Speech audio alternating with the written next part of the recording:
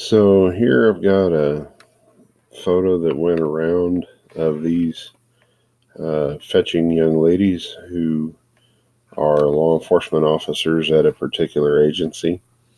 This one kind of made a big splash in social media circles, um, but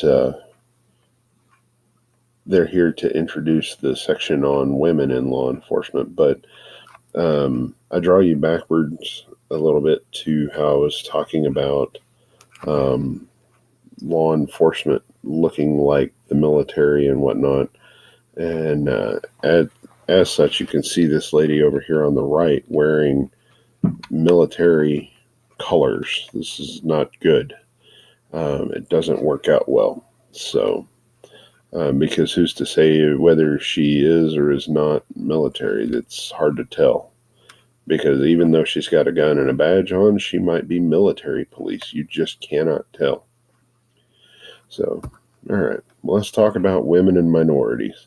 So, women actually only represent about 12% of our local agencies, 6.5% of our state agencies, and 15 of our percent of our federal agencies, which is not cool in my book.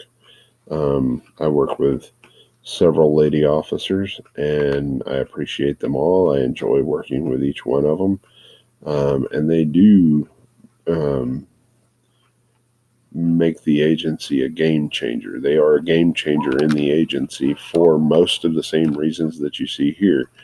The National Center for Women in Policing has identified that female officers are equally as competent to do the job as men. They are less likely than men to use excessive force. They implement community oriented policing better. They certainly improve our response to violence against women. And they also, believe it or not, help to reduce sexual discrimination and harassment complaints within agencies.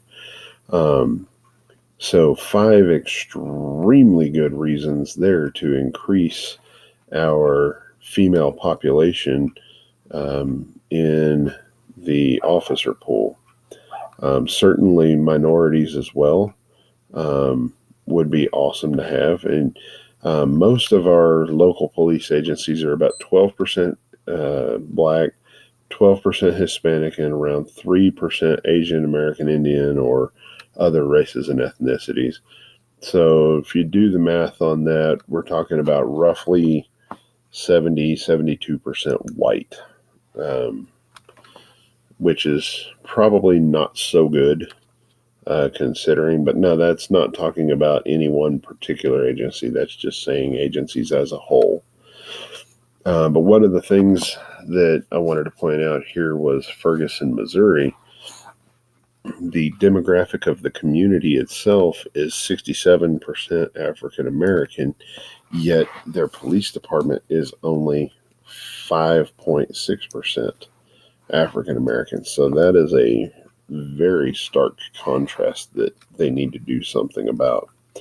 But having more women, having more minorities, having women minorities, um, all told, just makes agencies better.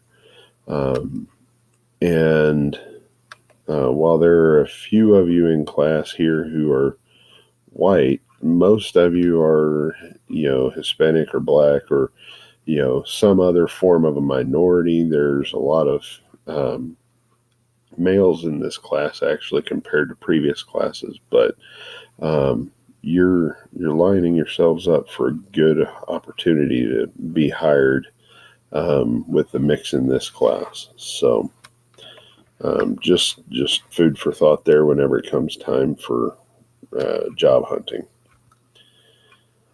So this is one of my favorite photos that came out. This actually is from back in around 2013, 2014, maybe even a little more recent than that, um, when the Dallas Police Department found themselves involved in an incident with somebody who was attacking their headquarters and they found themselves in a deadly force situation. And so they said, hey, you know what? We've got the means and the ability to use deadly force without exposing our officers to harm, so let's do it. And so they used a bomb robot and deployed a bomb and blew up the suspect. So, and that was the first time that a bomb was used in a deadly use of force in American policing. So, leave it to Texas. So, we'll talk real quick here about policing technologies because I think that gets us to the end. Yeah. So, we'll talk about policing technologies and be done here. But there's lots of new uses and concerns, particularly with like body cameras. But we do have like crime mapping, and that's pretty cool stuff. But we have all these different things. Electronic control devices are your tasers. You see the robotics there, prime example right here.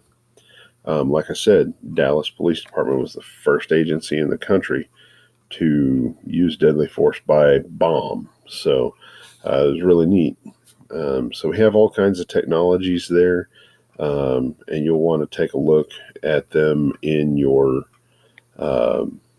textbook. That will explain them in greater detail than I can here, but you got lots of neat stuff there. So with that, we'll call it good for Chapter 7.